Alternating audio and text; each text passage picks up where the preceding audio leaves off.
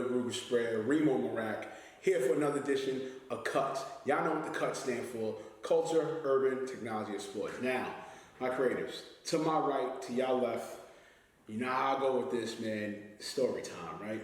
I ain't gonna hold you. Y'all know me, the city worker, educator, and everything. I was going through a transitional period. Like, I was like, you know what? I need to leave where I'm at, right? I was like, all right, let me go to the main site of my job, right? Day job and everything. So I get there. Of course, you know, I left a spot where I was kind of technically the man, right? And I'm here now in a new building where everybody's the man and woman, right? So, humble pie, let me chill. You know, so they got me in class to class, hit this class, that class. Then I get to said young man's class. I ain't gonna hold you. I was all right, real quiet, stocky guy, I was like, all right, me being the vet I am. And then, I could tell he, vet, but young vet or whatever and stuff like that. And just to give you a segue on it, you know what I'm saying, with the job that I do sometimes, you, the person, got to make a decision. It's either A, you're going to come into the situation and fuck everything up, or B, you do what you can and fit in and make shit great. So, long story short, made stuff great. You know what I'm saying? There was like others in my classroom, in the classroom and everything like that or whatever. And I said, fuck it, I'll be the fourth wheel. You know what I'm saying? I got no problem with it. So then fast forward, got to talk with him. He's mad dope. He's battling basketball upstairs with the students and all this other shit. And Street Fighter and all this other shit and Switch. And I ain't gonna hold you. And then he let the rug out. I was like, hey, I'm in entertainment too. And I was like, all right. And then I found out, writing articles, Billboard, Vibe, hiphop.com. Oh God, the list goes on and on. So I was like, yo, I'm gonna link with you. I ain't got no problem with that. I'm gonna link with you. I ain't gonna be tooting my own horn and I got shit too. No, I'm gonna link with you. So nonetheless, I got Mark Elibert in the building, son. What's good, man? Yo, what's good, God? With the new red carpet smile, son. My brother, thank you for that introduction, man. Yo, listen. I don't even know where. I know where to start. But just, dude. Talk to me. Dude, sorry. Like, dude. First of all, you was at Verzuz? Yes, I was at Verzuz. Yo, right, okay, so right off the rip, thank you, because I saw the footage. You are, first and foremost, my creative, I am bringing you somebody that is a part of hip-hop history. Talk to him. Let them know. I'm bringing you somebody that's a part of hip-hop history. This man witnessed the about to be change of hip hop. Let's just do it right to it. Let's go. Come on. What was your initial reaction once your foot touched the garden? Not even the seat. Like when you touch the garden, son. Yeah. So here's how it went down, right? So everybody knows it's Lox versus Dipset, Harlem versus Yonkers, hip hop history versus hip hop history. Two different generations clashing with each other. So you already know the atmosphere in the air is gonna be wild. You know what I mean? So the minute I step in there, as you guys know at home, I'm in the entertainment industry as well. So it's not an issue for me to get tickets to go to these events, right? So I get to the door, I had my press pass, everything was ready, right? I get to the door and dudes was like, nah, you can't get in. And I'm like, yeah, I was like, whoa, hold up, no, that's not happening. I'm like, that's not happening. I'm holding my press pass up in the air. I'm like, yo, bro, I got the official press pass. I didn't make this shit at home. Like, this is official. Dudes was like, nah, we can't help you, da-da-da-da-da-da. That's how my whole shit started. So I almost didn't even get into the shit. Yeah, it was crazy. So I'm hitting up who I had to hit up, right? Mm-hmm. And you know, as I'm sure you know, Remo, like you gotta be quick thinking. Oh yeah. You know what I mean? If you standing there and you don't know what the fuck to do, it's a duffy. Yeah, so I was like, you know what? Let me see what I could do. I tried to sneak my way to the front. I was like, yo, you know, I'm here with the so-and-so. I'm this guy's manager, whatever. It was like, yo, if you got his number, call him to let you in, whatever, and shit like that. Damn. I was like, fuck, I bet. Damn. So I asked somebody else that I knew at the guard and security. I was like, yo, bro, I know it's crazy right now. You gotta let me in. How can I do this? He was like, yo, just go to the front. They'll let you in, whatever. I got to the front.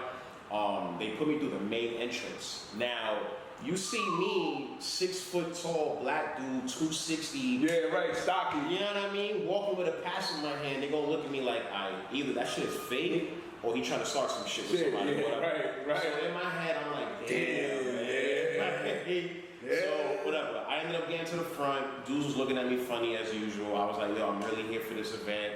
They put me here. They sent me a whole bunch of different places. By the grace of God, the head security dude was like, yo, I'm gonna let you through, but you can't be doing this again. I was like, all right, fuck it. Went through, I'm out, I'm in the event. Yeah. So that's how my shit started. All right, so my creators were reaching out to you on this one, right? So that's foot in the door, step in, okay, good. Yes. Now, get into the seats. We're breaking it, we're breaking this shit the fuck down, bro. Because we gotta hear this, bro. I got you. So I'm in the event, everybody's getting their drinks and shit, and I'm like, all right, let me see where my seats is at. My cousin had actually went to the show too. Shout out my cousin Alan. He was out there too, and he ended up sitting in like the GA area, but I didn't know where I was sitting at. My shit had ended up saying like seat L1 box, some shit like that. Right. Whatever. So I'm trying to find out where I'm going. Nobody knew. So I'm thinking like, damn, I'm about to be at this event with no fucking seat. Like, what am I about to do? I'm gonna tell you something. That's Summer Jam status. Yo, for everybody at home that thinks like, yo, we're good once we get press passes and tickets to this shit. No, it's extra shit. It's so much extra shit. And I'm not even putting that on the publicists because I love every single one of y'all that help us get into these shits. Right. Because it's not y'all. It's fucking security that just don't know what the fuck is going on. So they having me go through every fucking thing, walking back and forth and stuff like that. So I ended up finding out that I was sitting up at the box, like the box seats or whatever. So I ended up going up there, was chilling, had a beautiful view of the whole event. But yeah, man, the whole vibe in there was just like, it was insane, bro. Like, it really felt like, you know what I mean? It felt like 2000s hip hop, but like, you know when you used to go to the store and get a mixtape and you see Jada on the cover, so throw beef at that person or this person. It was that feeling, but converted into like a concert form. Like, I was waiting for somebody to throw a punch and like, but it wasn't no violent shit. That's just like how New York is. Like, it was just buzzing New York air.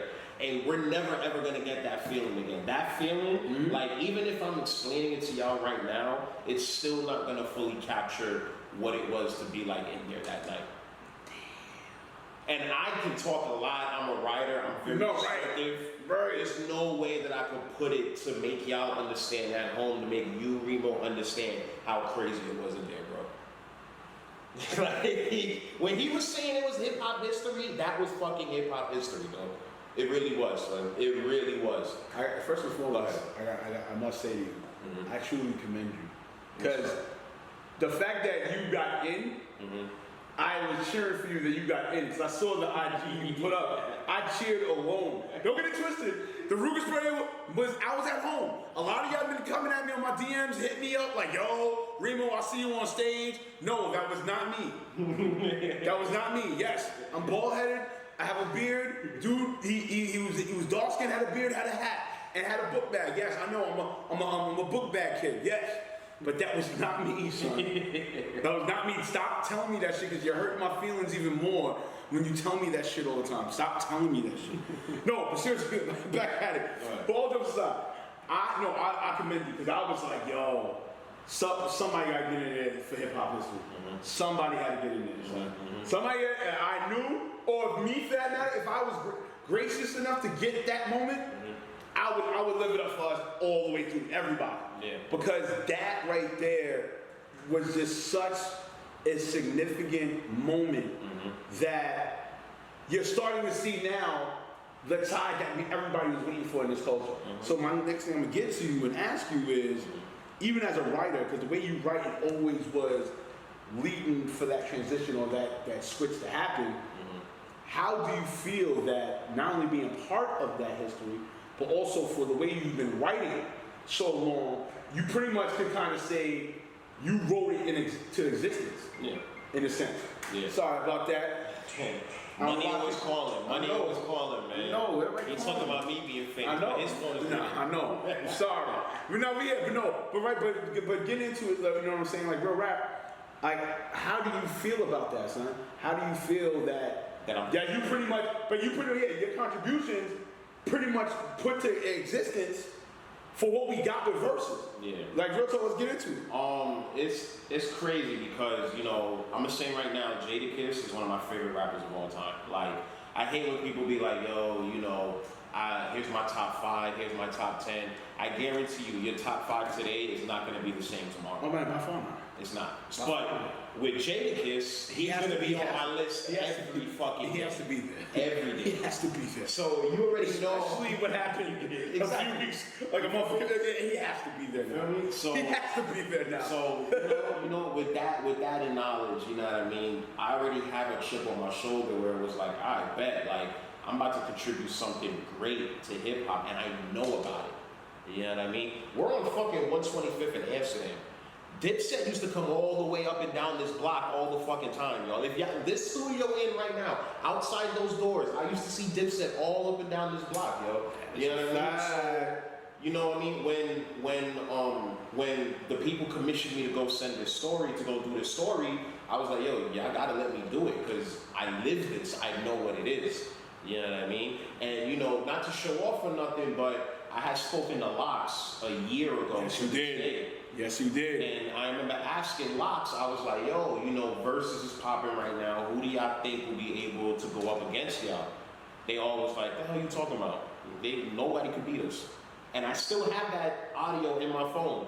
And I've been playing that shit, and it's just crazy to me because it was like, yo, these dudes really came in and did that. Like, they couldn't beat them. So, you know, having all that in knowledge and shit like that, you know what I mean? It put me in a place where I was like, yo, I have to really show out. Like, I really got to do my thing and prove that I belong here. Because this game that we're in, you know what I mean? Yeah, that's facts. I'm going toe to toe against the greats. You know what I mean? Like, I could name them, you know what I mean, but I won't, because that's just my competitive side. Yeah, right. I don't want to give nobody no retail, you know what I mean? He does the reverse of what I do, my creative. like I know I'm the Ruger spreader, right? Yeah. I name the people I name that's in the field, you know, like I name it, but in the same token, though, you know what I'm saying? I'm confident. Not saying he's not confident, he's definitely confident, but I feel that. I feel that as the creator, because it's kind of like equivalent to like when I do the videos, right? Real talk, I don't think I ever told you, but I used to purposely, like if I'm at events with other videographers that I know, or the ones that I know that are there, like I purposely wait until everything else gets posted, and then damn. And then I'm aiming and I'm attacking. Like my shit used to be like, yo, whatever their number was, what they posted, I'm tripling it. If I don't triple that, I ain't doing a good job. That's true. Yeah. Nah, I mean, and you know, like with me, like, you know, I only do that because, you know, and it's not no sign of disrespect. I look up to these dudes. I've been in rooms with them. I've chatted with them. Right. I've already gave them their flowers, you know what I mean? So, you know, I was going in there, I'm representing this big outlet. I'm writing for Billboard. I did the article for Billboard. Billboard's not gonna take no second-rate writing. Like, you know what I mean? So I really had to go in there. So it was like, boom, all right, you know Locks and Dipset. Jadakiss is one of your favorite rappers of all time. You've seen Dipset growing up. You're writing for Billboard. You're a part of hip-hop history. Locks told you what they was gonna do a year before. So take all that and put it into one, and what do you think you're gonna get? You gotta show out. You gotta go ham.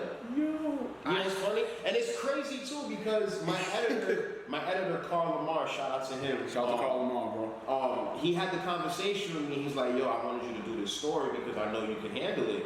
And you know what I mean? I was like, and hearing him tell me that, I'm like, yeah, I can. I know I can, because I know about this shit. And I did the article, and people were loving it. Everybody was sharing it and shit like that. You know what I mean? And it's like, you know, moments like that, and I want like my fellow creators, my writers, everybody in this creative space. Reaching out to you. Yes, in that creative space. If you know something and you're passionate about it, go and do it. If you know about it, go and do it. I'm gonna tell y'all right now, this melodic hip hop stuff, I tell this to everybody, I'm not with it. My type of hip hop This is what Jadakiss did on stage. Jadakiss, the Griseldas, Wu-Tang, nobody's talking about that no more. But I know for a fact, me talking about it is gonna get me to where I need to be. Because I know about this shit. I'm not gonna sit here and talk about shit that I don't know. If I do, I'm gonna be coming from a perspective where it's like, all right, I'm sitting here, you tell me about it, as opposed to us having a conversation about it. You know what I mean? Some shit. But let me not go off on too many tangents. Nah, that's all right. Nah, real shit. Nah, but yo, what I love about you, real talk. This is what I love about you.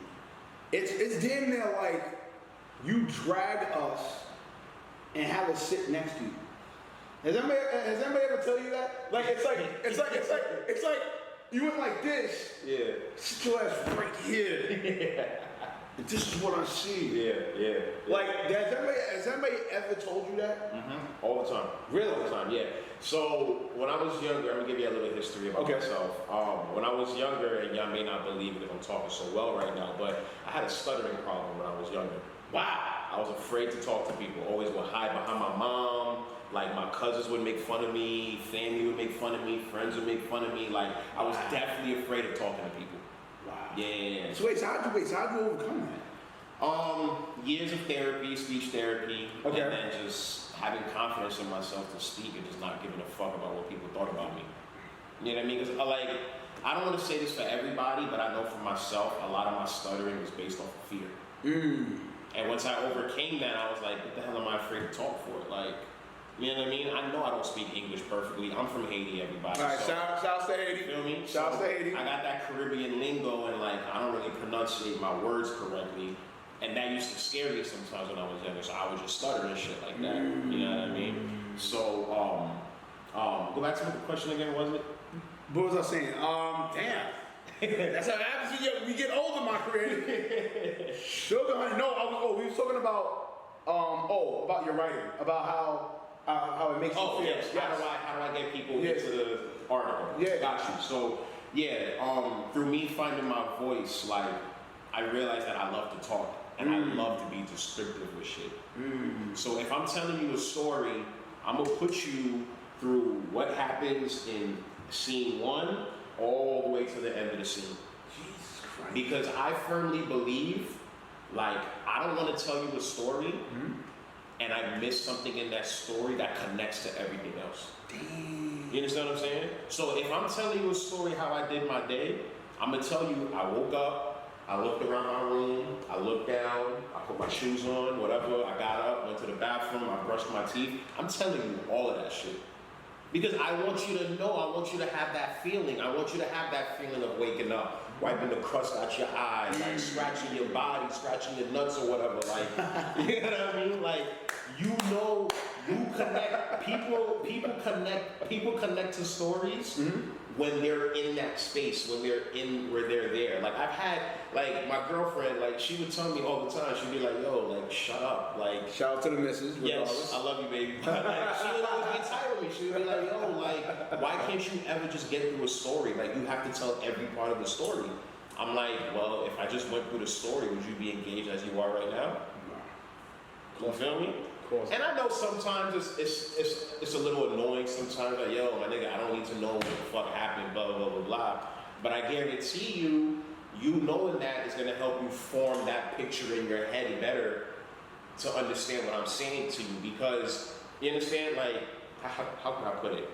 When you're telling a story to somebody, most of the time they're not listening to you. Oh yeah, by far, man. Especially in this era, Jesus Christ. Yeah, they're gonna be looking at you like, okay, yeah, but it's not sticking in their head. Right. So when I became a writer, I was like, yo, I'm gonna be writing, but how am I gonna have this stick in people's heads? Right. I gotta put them into that story, because if I open the story with, like, boom, for example, I did a story on G. Perico from LA, and I was sitting with him in a restaurant in, like, somewhere downtown Manhattan, and I remember I opened the story and I described the whole restaurant setting.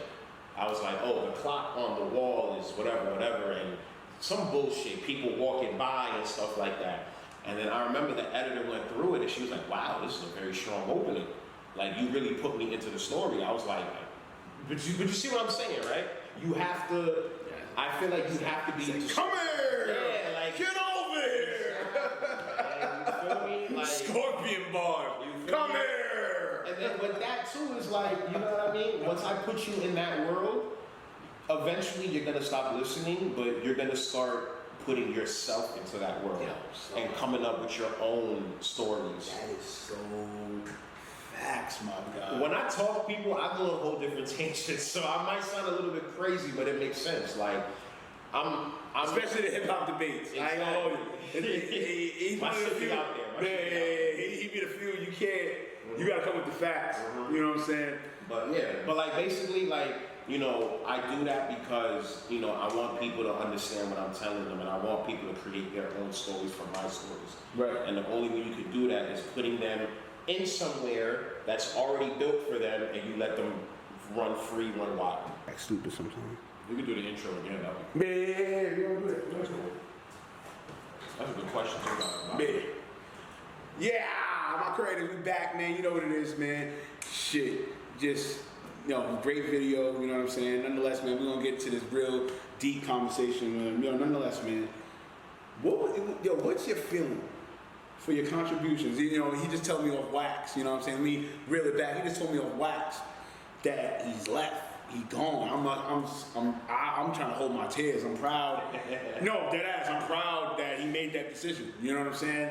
Because it's time. You know what I'm saying? It's always gonna be a time, and it's not to say that okay, it's wrong to have a 9 to 5 or anything like that. But if you're pursuing your dreams, you're pursuing your passion, you're pursuing something that you feel is indifferent from what you're going to work for, then you go for it. You know what I'm saying? But do it the smart way. You know what I'm saying?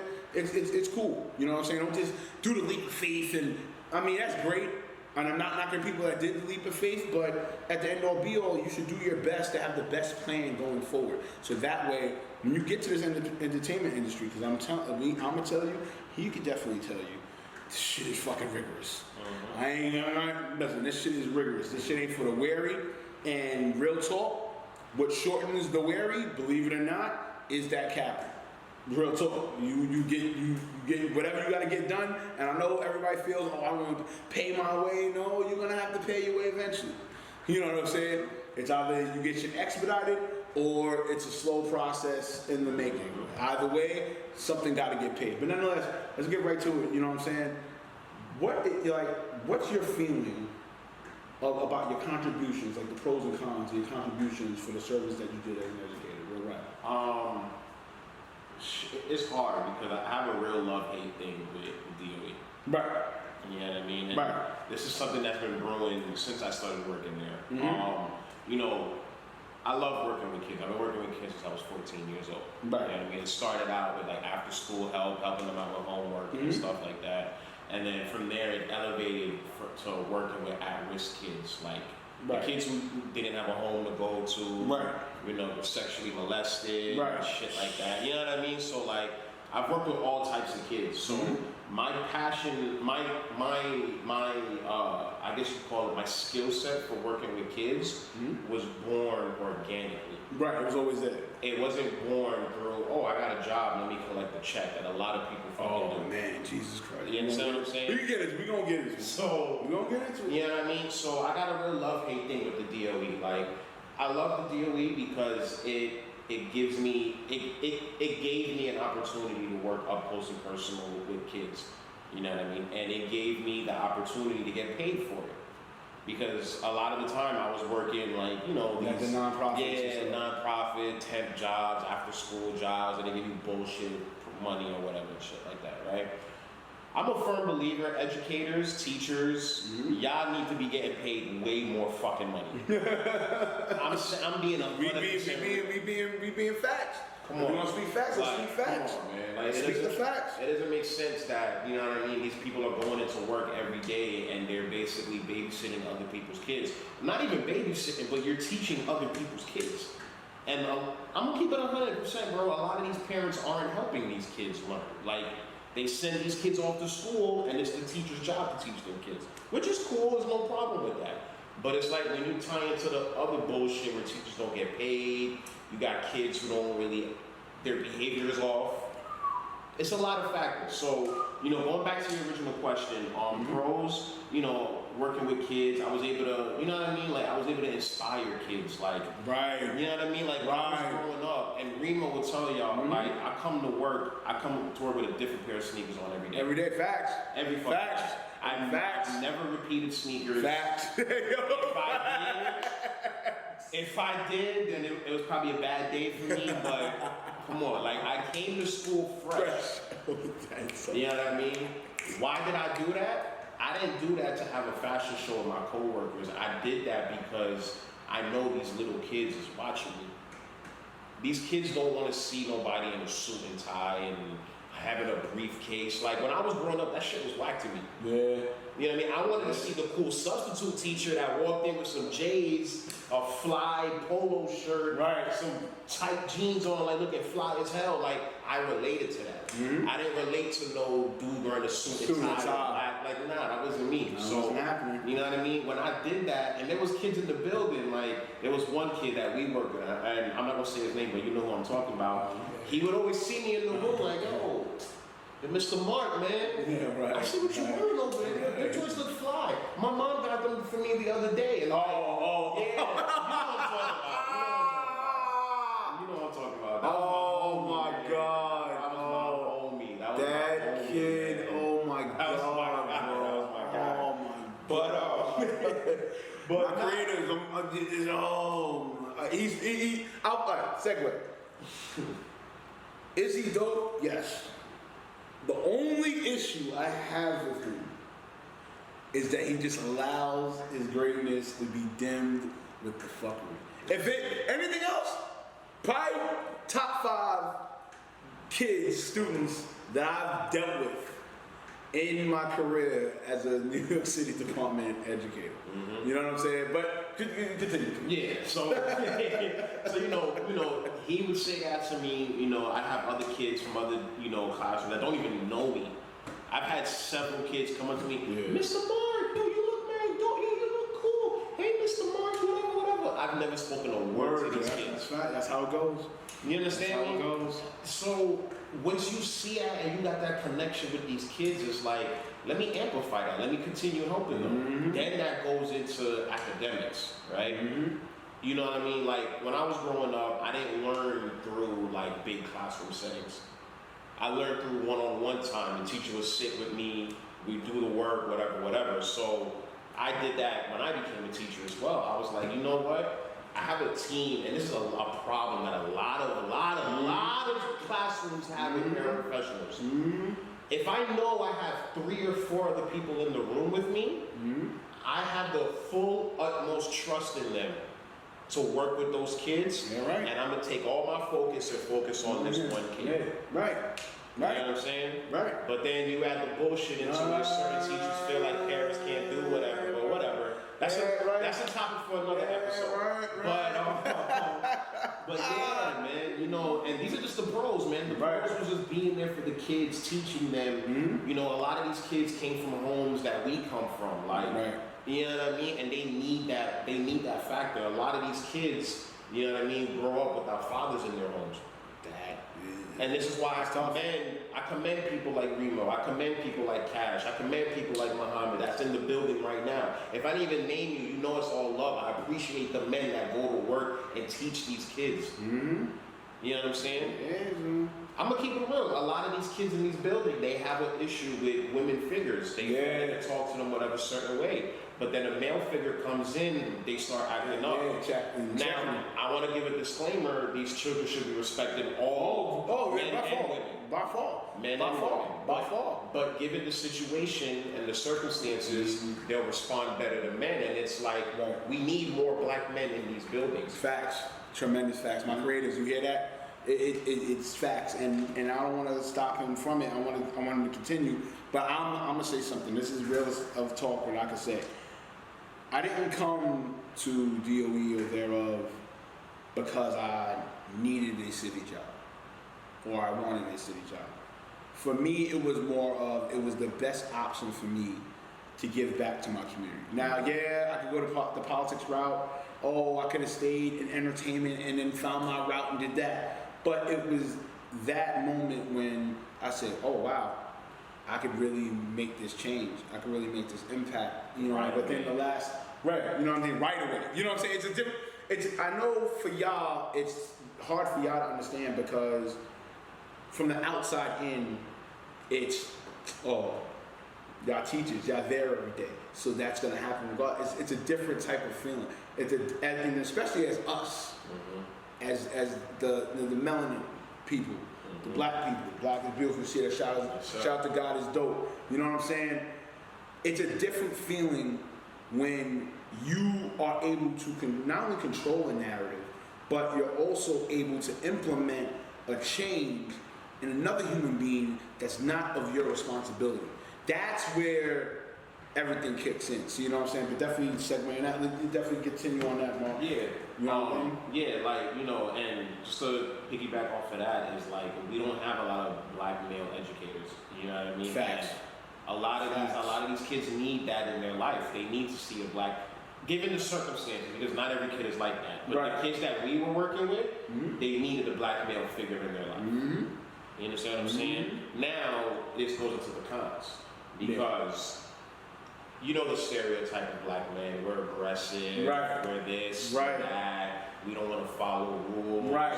whatever. So, you know, the higher ups don't like to see us shine. They want us to have to follow a certain rule, whatever. That's a given. That's a given. You're not sugarcoating shit. That's a given. So when that happens, it's like, boom, all right, you want us to act a certain way, but then you're also degrading us to an extent. You're not allowing us to be us with these kids. Like, I can't tell you how many times where, like, man, fuck it, we do it all the time. We cut ass on these kids. They cut ass on us. That's the regular way to communicate in the hood. We cut ass. Somebody doesn't understand that, and they're gonna think, "Oh my God, that teacher's being mean to that kid." No. That gets to the higher ups.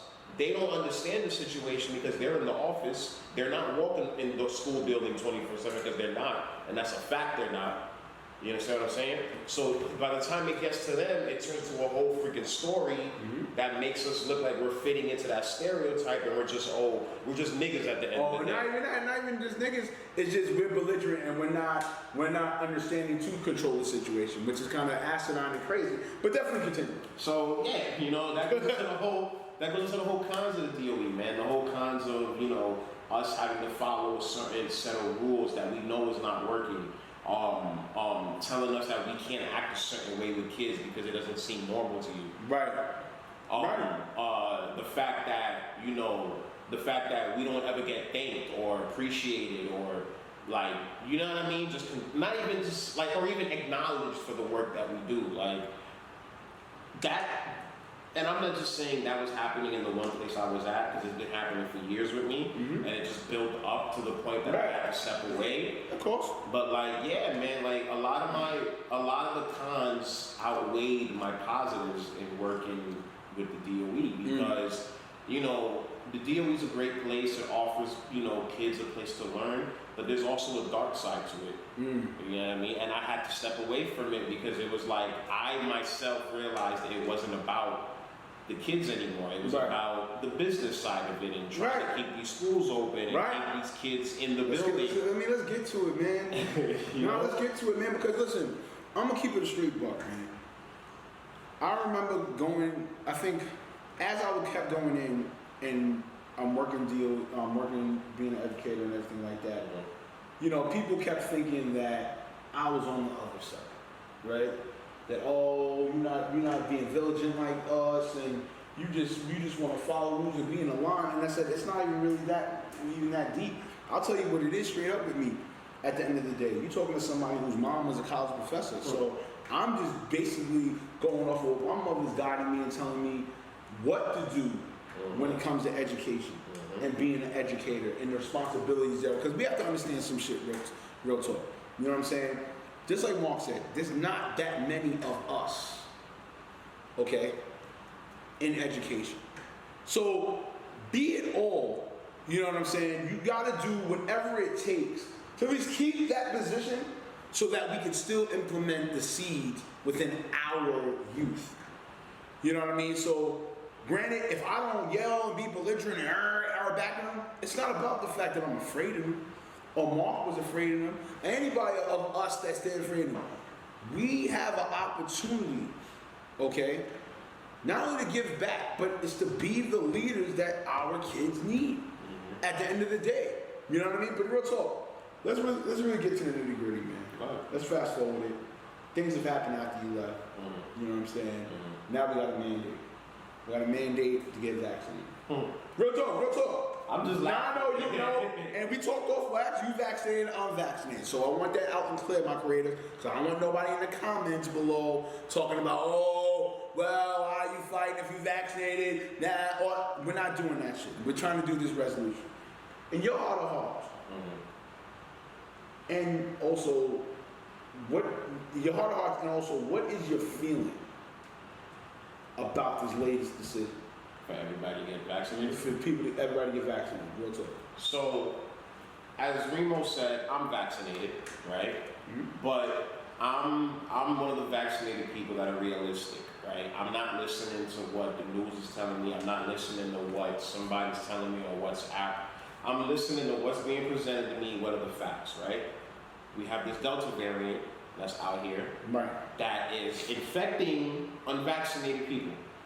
It's proven that people who are vaccinated are better protected from this, right? So the logical thing would be, all right, let me get vaccinated so that I can protect myself and hopefully eliminate this virus. Now, I understand, and I've had my thoughts about it. You know, the vaccine came too quick. How do we know it's gonna work? Blase, whatever, right? Taking that into account, if you don't want to get the vaccine, totally fine.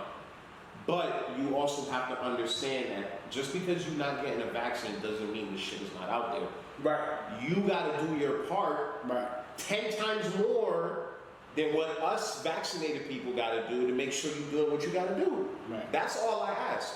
You can be vaccinated or unvaccinated, right? If you're vaccinated, you're good. If you're unvaccinated, you got a whole bunch of shit you gotta do to be good. Now, it's fucked up that the city is forcing people to do it.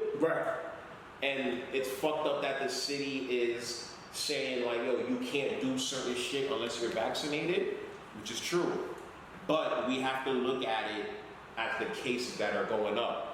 If we don't want to wear masks and we don't want to do nothing, then we're gonna be sitting with this shit for a long fucking time. My fault. Now I'm gonna ask y'all. I'm gonna ask you. Are you ready to go through a whole bunch of years of shutdowns and not knowing when we can go back outside again? We don't have time for that. It's logic, Okay. You feel me? Okay. No, and I'm glad you're touching on that because as we talked off wax, you know what I'm saying? Don't get me wrong, my creatives and parents that I know that I talk to on social media and everything. Safety is the number one thing. That's the elephant in the room. When it comes to me, I'm always going to think of long-term ramifications. Now, with our job, or my job, former job in here, right? Former. No, it is what it is. It takes a certain type of individual to do the job that we did, right? Now, yes, there's general ed and there's special education. We were part of special education, right? It takes a certain individual to become that special being and to deal with the kids that we deal with. For me, I'm just saying for me, I feel there's going to be a different ramification that's going to happen with this decision. Now, I'm not saying on a safety part, safety-wise, you know, whatever's going to be triggered, it's not about that. It's about the fact of what it's going to push out of what was already built up for so many years. Do I, for me, and I know you parents and everything like that, do I feel safe or comfortable that a new person's in there versus the person I knew for 10, that was there for 10 years and fought and crawled. But yet, if crisis arises and said student or whatever gets highly upset, 10-year person knows what to do like this.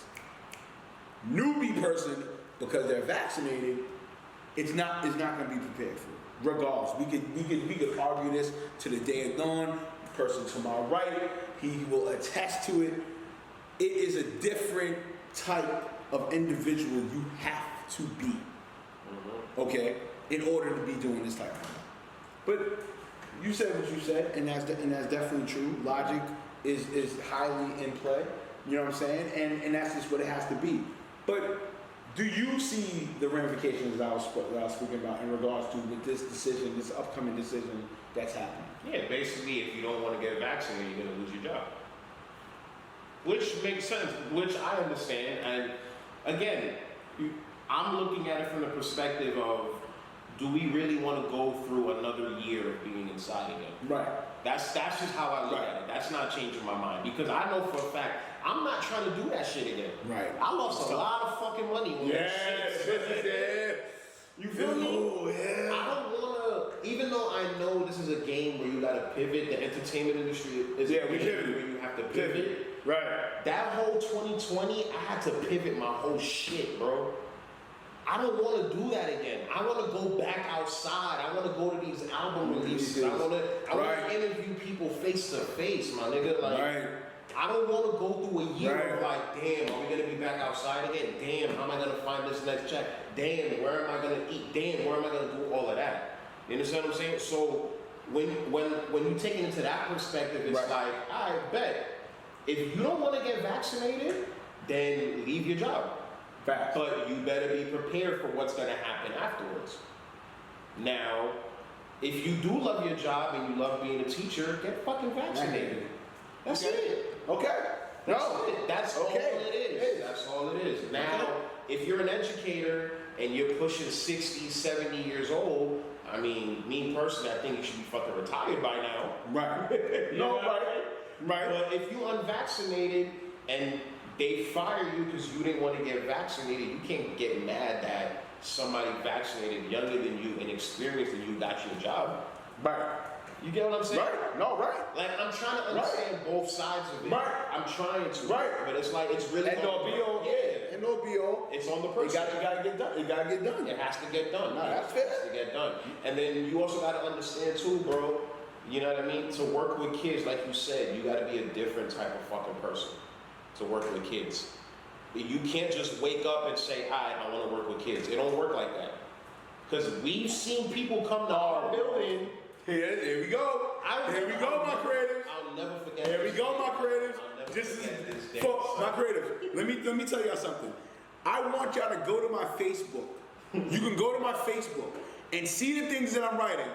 Hear what he's about to tell you, and you can even say it in my comments and let me know if I was right or wrong. Okay, continue. You gotta be a different type of person. Like, I'll never forget this day, man. This person came to work. I think you was out that day, and he came for you. Oh. Yeah, and he was in the class or whatnot. And you remember that class we had? Yeah. Oh my God. So this dude, newbie, new para, whatever, right? So I'm the type of person, I let the para know. Some paras won't do this. They won't They won't guide you. They won't tell you what you're going into, nothing. Nothing. Me, I'm nice. I'm gonna let you know these kids are gonna fuck your day up. Mm-hmm. It's gonna be hard. Mm-hmm. You're gonna be stressed out. Mm-hmm. If you listen to me, I got you. Right. Some people listen, some don't. Right. This one dude, right, came into the building, class already acting up. They already smell the fresh blood. They're like, I bet we're gonna ruin his day. Turned the fuck up, whatever, right? I tell you, Remo, this nigga never came back after his lunch period. See? He never came back. This is what I'm saying. I'm not even mad at him. This is what I'm saying. No, we're not mad. But this is my creatives. This is part of the ramifications I'm speaking about when it comes to when it came to this mandate. Now, don't get me wrong. Okay? Safety is key. Yes. Should a person be vaccinated? Yes. But understand also that there's going to be a huge ramification when you're going to get probably 10, maybe to 15, or what Mark was talking about, and then they dipping out the effing job. So then now what are you gonna have? Now, to go off of that before I continue, Yeah. if these people have been spending 20 years in the DOE and they don't get vaccinated, that just tells me you don't care about these kids. Okay, that's fair. That's what that tells me. That's fair. Listen, that is fair. That's fair, dog. No, that's fair, dog. Because you can't. Dog, that's fair. You can't. That's fair, dog. You can't feel okay going to work in a building with other people's children and you're not protected yourself. Really put that in your head. I'm not gonna feel okay with that. No quarrels. You feel me? No quarrels. That's a perspective that's very fair. I'm a logical motherfucker, man. Right. No, hey, listen. Here on Cuts, we're not of that. This is what it's about. This is for culture, urban, technology, and sports, and it's for reaching out to my creatives, for those to understand and take the information to understand. Yeah. So that even if there's two contrasts or two different contrasts, at the end of the day, it's for us to understand. Yeah. Y'all take what we say and apply it to your lives. That's really all it is. Simple as. So, yeah, like I was saying, like the whole shit is the whole COVID mandate vaccine thing, I think is just honestly, it really just comes down to what people really care about. Right. I got the vaccine because I'm in the industry. I didn't even get it for the kids because I had already had it in my mind that I was leaving. But I'm in the entertainment industry. Right. The entertainment industry at these album releases, they don't do temperature checks. They don't do tracing or all that other shit. So me being logical, I'm not gonna go into a place that's not taking the right measures and I'm going in there unvaccinated. Right. I have to get vaccinated. That's right. If I don't do it, I'm playing a game of life or death going to these events. Russian roulette. And I gotta go see my parents who are elderly. Right. Platform. We could. No, let's get to it right now. Let's do it. Alright, we could do that. Put the shameless plug out. It ties into that. Put the shameless plug out. So I'm very happy for you for that. Put the shameless plug out. Because I'm asking questions about that. Got you. So real quick, just to round up what I was saying, like the whole mandate shit, y'all, is really up to y'all. If y'all wanna get it. We can fucking fight this virus and get it the fuck out of here. If not, we're gonna be staying in this fucking life for a long fucking time. And I know a lot of people don't wanna do that. Right. We don't want to be sitting inside all the time. We're not built like that. We have to go outside. So you have to breathe. You know what I mean? So you got people saying, oh, why I gotta wear my mask? Why I gotta do this? Why I gotta do that? All right, if you don't want to do that, cool. You're gonna be staying inside for the rest of your life then. That's it. You're not gonna fight the fucking government to fucking go inside that store. It's not gonna happen. So that's just me. Whatever. That's nice. Your platform. Yes, my platform. So I ended up leaving DOE, and I quit DOE because, you know, I just felt like I was wasting my creative talents there. You know what I mean? I felt like I truly felt like I did everything I can with children in the DOE. You know what I mean? They always tell you, yo, there's always more to go. You can go to administration, you can go to work down at 65 Court Street. Yeah, I truly felt like I did everything I could there, and I was like, you know what, it's time for me to close this book, put that book in the shelf, let me open another one. So me jumping into freelance full time is me opening this new book. One of the many projects that I've been working on, I work on so many projects, Remo, like ridiculous, man. I know, brother. And my problem is just sitting down and just executing whatever. So one of the projects that I came up with on this this time off that I have, I teamed up with my boy Arden Franklin. Shout out to him and his company, the Foresight Company. I'm actually link y'all too. I'm gonna link y'all too. Let's make it happen. I'm gonna link y'all. But yeah, so let's make it happen. Let's do it. But yeah, so I linked up with his company, and basically I created a platform where I'm interviewing the people who are behind the scenes, right? My show is called Behind the Machine, right? So basically in hip hop, anything in general, hip hop, life, entertainment, whatever, we always see the machine, right? You know what I'm saying? We always see the iPhone, we see the machine, but we don't see what's inside of it, or who's doing it, or who created it, the program, or the whatever. We don't know that. I mean, you see the apps, you don't see the actual exactly who built the program. You feel me? You don't know Rick who fucking created this case. I want to talk to Rick. Why did he make this case? Why is this case black? Whatever the fuck it is, you know what I'm saying? So my platform basically is I'm talking to the people who are behind the machine, which are the directors, the publicists, the videographers, the producers, the writers, whatever the fuck it is you do that you create, I want to talk to you. So for example, Remo, you got the Cuts podcast. Your machine is the Cuts podcast.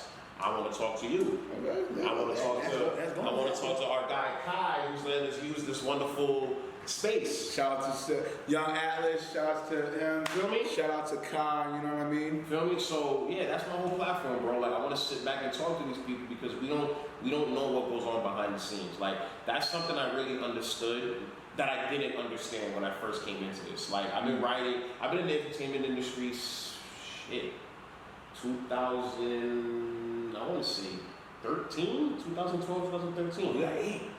I got so. We good now? Yeah. Alright, bet. Just edit that out or whatever. Yeah, Camera magic. But yeah, so yeah, man. So I'm just, I'm talking to these people. Like we already filmed season 1. It's a 4-episode or 5 episodes. Okay. We already aired the first 2 episodes. My first episode, I spoke to my guy, Pedro Gennaro. He's an A&R at Def Jam. Shout out my guy, Dro. Second episode, I had my homegirl, Chanel Ray. I'm sure you know her. Yeah. That's the homie, Yeah. Chanel. Love you, girl. Thank you for everything that you do for me. Chanel's fire. Yes. She's definitely fire. Yes. Chanel's definitely fire. Third episode, we got my guy, Borleone Films, works at Hot 97. I'm sure. Oh, yeah. You cross paths. That's my guy. You cross paths. Yeah. And then episode 4, we got my guy, Didier Moraes. That's really, truly, like, when I tell you that's a publicist that holds it down for me, that's my guy. Like, I wouldn't be where I'm at. And that's not, I'm gonna tell you right now, I have 3 publicists that I'm really, really close to that, like, they hold me down and like they continue talking to me and they make sure I'm good in this shit. Mm-hmm. And it's the 3 people I named. Dro, and Dro's not a publicist, Dro's an A&R, but he damn near works like a fucking publicist. Right. It's Dro, Chanel, and Didier. You 3, I've told you this numerous times, but like those 3 people really held me down. And I've been working so closely with them, they're really the ones who really inspired that show. Because the first time I met him, like the first time I met Dro, right? Mm-hmm. I'm in the Def Jam offices. He saw me, he's like, yo, downtown. The one that's on 50, right by Nordstrom. Yes, right there. So he had me in the office. I don't even know this dude. I wasn't even there to meet with him. I was there with my editor Carl because he was supposed to listen to music for somebody that day. I just happened to go with him. Dro saw me. Dro was like, yo, come here. I'm like, fuck this nigga want. Like, what the fuck he want?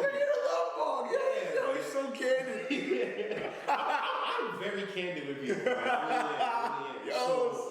So he's like, no, come in, come on, I got you, come on. He's like, yo, you look like somebody that knows about music. I'm like, I know something about music. He's like, yo, I'm gonna play this artist for you. And then he ended up playing Vince Ash. I don't know if you know him. I know him. Yeah, he's from Gary, Indiana. Yeah. Yo, this dude, the first track he played me, it sounded legit like Tupac. Wow. Yeah. And then me and Dro grew our friendship from there. Me and Chanel, how did I meet Chanel? No, Chanel actually got me my first interview with Jim Jones for Billboard. Lit. So Harlem, Jim Jones, me. Chanel already knew she planted herself. Full circle moment, man. Full circle. And actually, funny story with Chanel, she actually got me on stage with Jim for Yams Day 2019. I remember you showed me that. That was fine, man. That's what I mean. Like, yo, my creator, I keep bringing you historical figures on this platform. I kid you not. I stay bringing you powerful figures, historical figures, viral figures, stars. And it's like, what else you want me to do? I'm sorry. What you want me to do? I'm sorry. But yeah, man. Moving on. Didier, I met him. I can't even remember. No, I met him at a Grammy party. Okay. I think.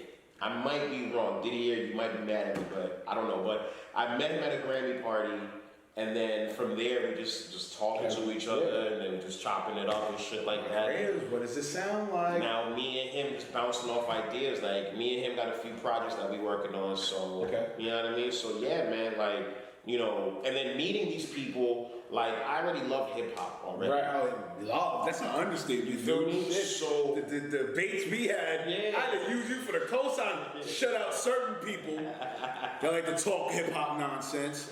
I'm not gonna mention his name, because God forbid if I do. I don't know who he talking about. No, you know what I'm talking about. Oh, yeah, I know. Yeah, because this guy, yo. You can tell this man anything in the world and he will still, like, believe what he believes. Left.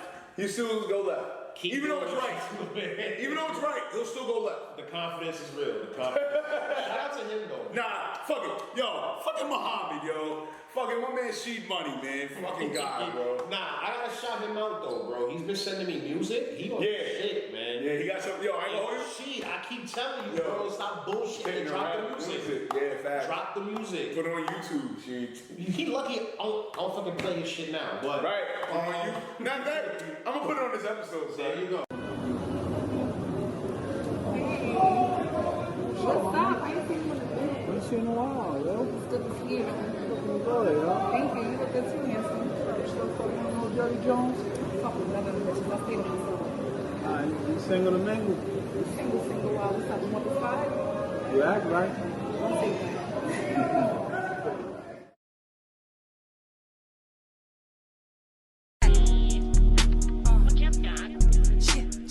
Yeah, 5'11", FAC, Sheed Money, FAC, points, man, what the fuck is up? I need to know now what the fuck is up. My name in their mouth, but they bag ain't up, and these bitches look bad while I'm bad as fuck. Yeah, I get it. These hoes mad and I get it. This nigga mad and I get it. And my bag is up cause I get it. Yeah, I am the truth. They speaking lies, but I am the truth. When I walk by, they nigga they shoot up a shot, LeBron in the room. Woo! I come with the flavor. You on the bench, well I'm the star player. I'm rockin' Prada, mixed with the gator. Bitches be bums, needing a favor. I need some head, need a vacation. Need me a nasty nigga to taste it. He want a bad bitch, nothing too basic. I am a savage, natural facelifts.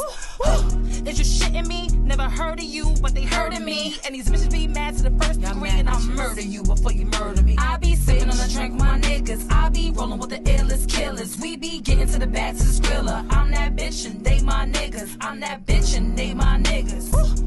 They my niggas. I'm that bitch and they my niggas. I be sipping on a drink with my niggas. I be rolling with the illest killers. We be getting to the back to the skrilla. I'm that bitch and they my niggas. I'm that bitch and they my niggas. They my niggas. I'm that bitch and they my niggas. They my niggas. Bragging, magging, never lagging, getting funds, always stacking. We from Harlem, Manhattan. What you jacking? Who he smashing? My lady come with a Riri package. Jump shot, Luca magic. Dumb dots on my Brizo fabric. On site, you can sleep in caskets. Mom, but we don't fuck around. Your whole operation gets shut down. Even the score, touchdown. Fact mob, it's just us now. Breezy boy out run wild with the 40 cal. You get hunt down. Don't make me run down on you dumb clowns. Stay with a K, no Moscow. 5'11", Sheed Money, been solid, the streets love me. I salute back, hate a gun and we shoot back. Getting money, true fact. Your baby mama like who's that? Lame niggas better move back. Fact mom where my crew at. I be sipping on a drink, my niggas. I be rolling with the illest killers. We be getting to the back to the skrilla. I'm that bitch and they my niggas. I'm that bitch and they my niggas. They my niggas. I'm that bitch and they my niggas. I be sipping on a drink with my niggas. I be rolling with the illest killers. We be getting to the back to the skrilla. I'm that bitch and they my niggas. I'm that bitch and they my niggas. They my niggas. I'm that bitch and they my niggas. They my niggas. I be getting to the back to the skrilla. With my niggas. With my niggas. Fucking with my niggas. Yeah.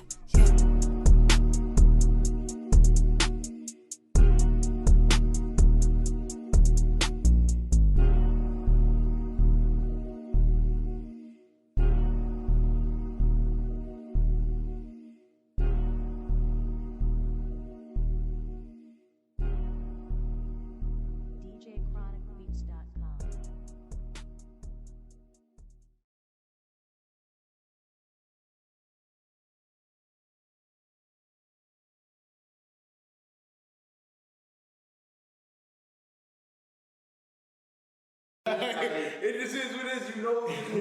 Yeah, like I want to be able to have like I want to get to the level that I can have my own shit. Now I want to have my own, I guess, performing arts center or like a student center where kids can just go and do their homework at or learn how to do arts and crafts. Because in the hood we don't. This is one thing that like I really like. I hate about fucking DOE. I'm gonna be so transparent with y'all.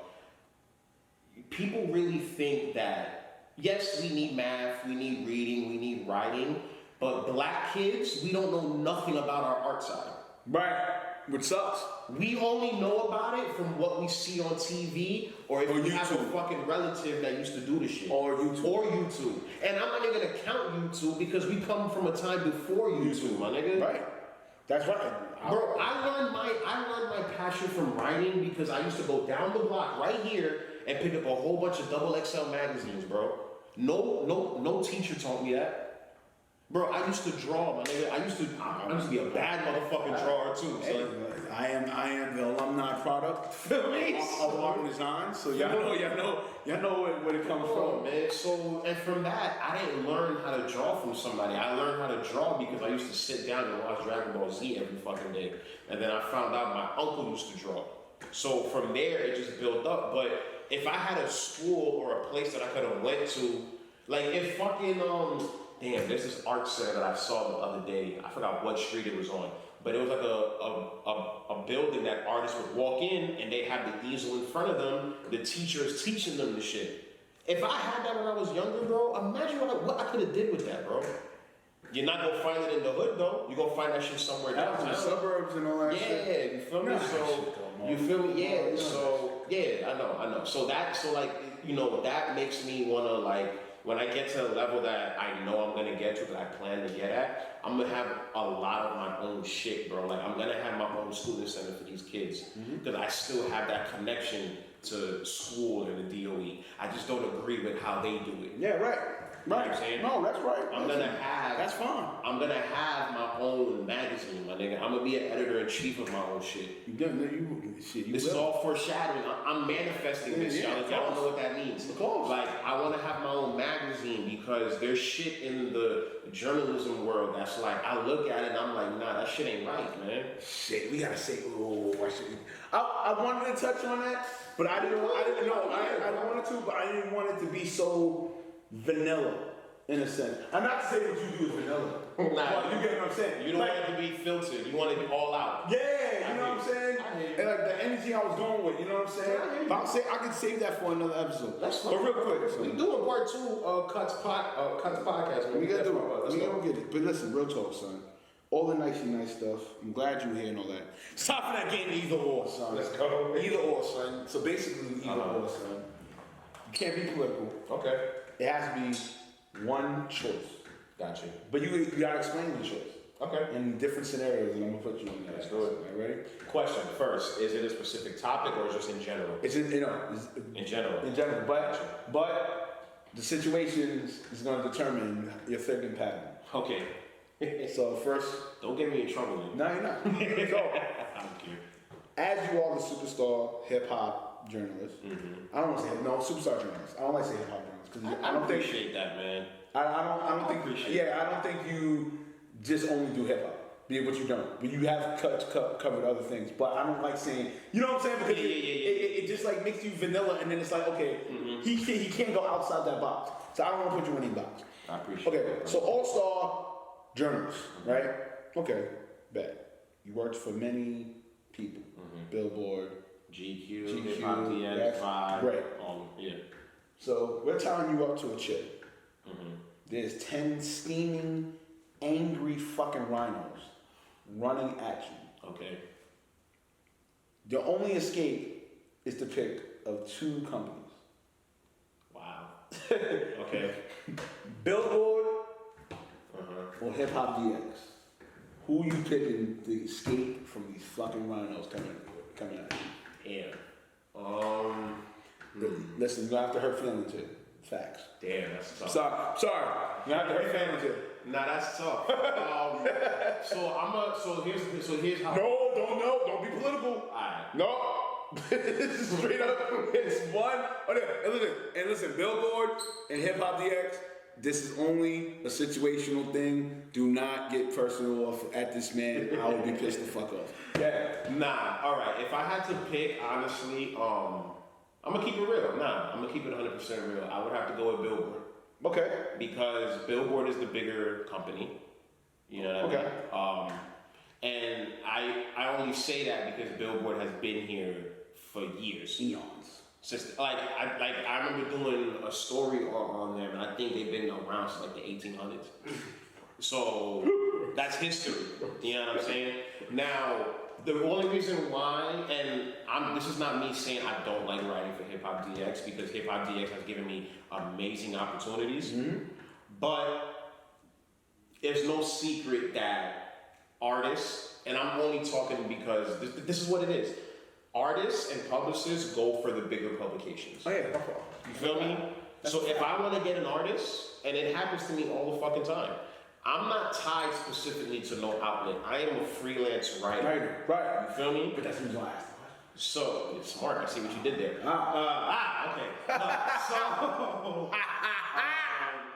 So like I would get emails, and no, I would hit somebody up. So I'd be like, yo, artist A. I'll hit up artist A's publicist. I'll be like, yo, can I talk to artist A? Blah blah blah blah blah blah. Right? They'd be like, yeah, Mark, let's do it. Cool. I'd be like, I bet I want to do it for Hip Hop DX. Yeah, they'd be like, can we do it for Billboard instead? Damn. You feel me? My creatives, do you hear what I'm? That's what look what I fucking bring you. That's just the game. That's just the game. That's the game. That's just the game. That's just the game. And you know, that's partially why I'm at Hip Hop DX now, because I want DX to be on. On that, yeah, of course. You know what I'm saying? Like DX has been around since the early 2000s, Black era shit. Right. Motherfuckers know about DX. Right. You know what I'm saying? You get what I'm saying? But like, for some weird fucking reason, because I've tried to get bigger artists to write at DX. Because COVID happened, Billboard cut their whole staff. I was a part of that. Oh. Yeah, they cut their freelancers because of budget, because COVID fucked shit up. Yeah. Me being competitive, I'm like, damn, y'all cut me. I felt like I was one of y'all best writers. Yeah, word. So I took that as like, I bet. Next place I'm going to, now I'm gonna let the rumor spread. That's it. Now I'm gonna give them Grammy, Oscar award-winning fucking writing talent. There you go. You feel? Shake the fucking room. Yeah, so, that's all that happened. Yeah, so you know what I mean? But there was certain shit that I was able to get and I couldn't get because, you know, publicists and artists like the bigger publications. Okay. That's all it is. That's really all it is. If DX was in the same stature as Billboard, I'd honestly have a hard time. I would have a hard time. Because you also gotta understand too, man, like DX, like they let me, I really grew my writing there. You understand what I'm saying? So like they let me rock. As opposed to Billboard, they're not gonna just let anybody rock. They want the elite writers. They want the best. They want the creme de la creme. That's what they want. You feel me? So you have very little room to fuck up with a place like that. Yeah, by far. Or as opposed like DX, you can't fuck up with DX. You can't fuck up with DX. But it's a place where I guess you can find your groove. Yeah, to be elite. To be elite. That's fair. That's kind of like me. That's like equivalent with me, right? Like Manhattan Neighborhood Network. Shout outs to them. I will never ever forget them. Or y'all don't even know who Remo and Marak is. Now, don't get it twisted. Am I a talent? Yeah, I'm great. I'm a talent. As far as in front of the camera, to talk to you, everything all day.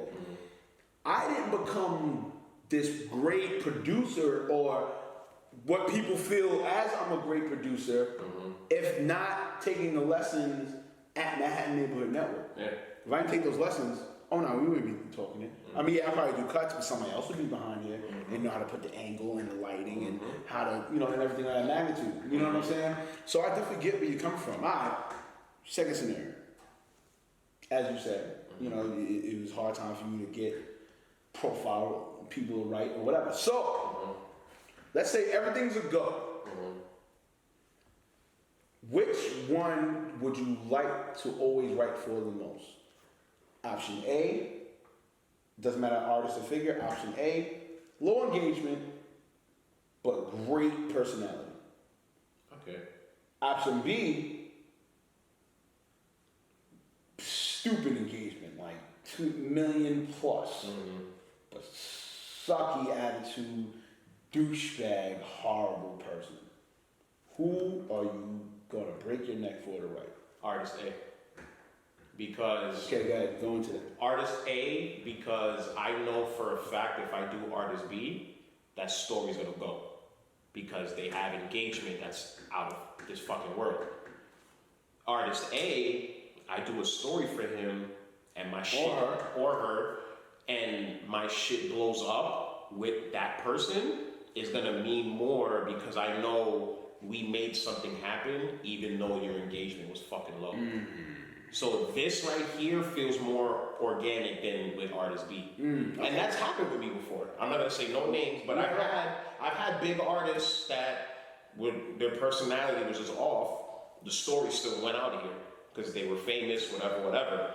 I've had Artist A, nobody fucking knew, but their personality was just rich and just great, and like they gave me so much to really hammer out a fucking story, and like you know what I mean, like those type, and I fucking live for those stories, man. Like, and I tell publicists this all the time. Please make sure your artist is trained to talk to people. Right. A lot of these dudes, not even dudes, just people in general, don't know how to talk to people. And we gotta sit here and we gotta drag it the fuck out of you and talk. What we like to say in content land over here, in media personality land, is putting a book. We got a book bag in. That's basically what the fuck it is. Bullshit. Which is one of the worst fucking things in the world. I hate that shit. Dude, bro, there's actual content that's out that you see it, or not even on my face. You feel the aura. You know, like how like the Last Dragon. It's not even orange aura. It's like dark evil. Like yo, if you don't get your shit the fuck up out of here and give me something, I'm not book bagging this shit, and I gotta be tired and drink a monster drink now. The hell up out of here. But I feel you. I got a few stories out there, and like if y'all can figure it out, I'll probably give you like $5. There's stories out there where I like deliberately was like, I'm not feeling this shit, so I'm gonna just whatever. But then there's other stories that I'm like, I'm passionate about that motherfucker, son. I'll tell you what's right now. The story I did with West Side Gun, the first time I spoke to him when he dropped Pray for Paris, fucking fire interview. Niggas hated me for that interview because he ended up saying like, oh, I'm the LeBron James of hip hop, and niggas got mad at him. I was like, he's not wrong. Like, people jump on his records, they sound better, whatever. Right. That was one. I did an interview with Jadakiss. Man, I'm gonna get to that interview with Jadakiss. So, interviewing Jadakiss, right? I'm not gonna say he doesn't like talking to media. You just have to. He's Jadakiss. He doesn't want bullshit to waste his time, right? And a lot of the time, like these interviewers, these writers don't come with correct questions or the fuck shit. They don't do their homework. Same thing over here. They don't same thing over here. Yeah, they don't do their homework. Oh, yo, Jadakiss, would you want to take Skittles and go fly in a mountain ship? Like, what do you? Why are you asking him this? I remember there was one person that asked me. I forgot what the artist was, but the publicist hit me up. And they clearly didn't know who I was or whatever. They was like, yo, Mark, can we see your questions? I was like, nah, I don't show nobody. No, hell no. Because you know why? Because then it becomes a robotic interview. Exactly. I'm the same way. Yeah. No, I'm not giving you that. No, I'm letting the Ruger spray, and you're going to come and you're going to feel the pain. That's why on my Instagram, it clearly says in quotes, okay? Humanize them before they're human. Yes. I'm bringing the fucking pain. We're gonna have this dance. You're gonna come here. I'm gonna sit here. You're gonna have this fucking dance. So there's been artists. I have put your asses on the spot. I've asked you to fucking spit your bars. I've walked off the camera and had you stay there and spit your fucking bar. Why? Because listen, you get with the Ruger sprayer, it's going down just like that. Period. I don't fucking care. That's it. But I feel you. Yeah. So I've had situations where it's like, yo, these dudes is just like not. I don't want to do this story. You know what I mean? So where were we at this question? Fuck. What did I say again? Oh, so doing. Jadakiss. Yes, Jadakiss. Boom. So Yeah. I was doing the interview, right? Jadakiss. People were already telling me, like, yo, Kiss don't do interviews. He hate talking to people. Da da da da da da da. Right? Jadakiss came to the interview. He was already. I guess he had a bad day or whatever, but he was just not fucking with nothing. So I'm like, all right, fuck it. I know about Jadakiss. So I'm gonna try to get him to open up and like talk, like whatever. So having a conversation, right? This nigga Jada, and I don't know if he remembers this, but he probably do. Jada. Shout out to Jada. Next time I see you, I'm gonna have this conversation with you again. But Shout out to Jada. he legit, like his publicist was gonna stop my interview and was like, all right, Mark, like you got enough already. Jada was like, nah, chill. He knows what he's doing. Let him keep talking, cause I like this interview right now. Nigga, hear Jadakiss say that to me, son? That's all we're gonna do this. Don't do that. Cause I'm not even. Nah, don't do that. And when he got on his feet, see, that's what I'm doing. Look, fuck that. Look, segue, fuck that. See, I knew I had to bring out some killer feats because I knew he was gonna wear killer feats.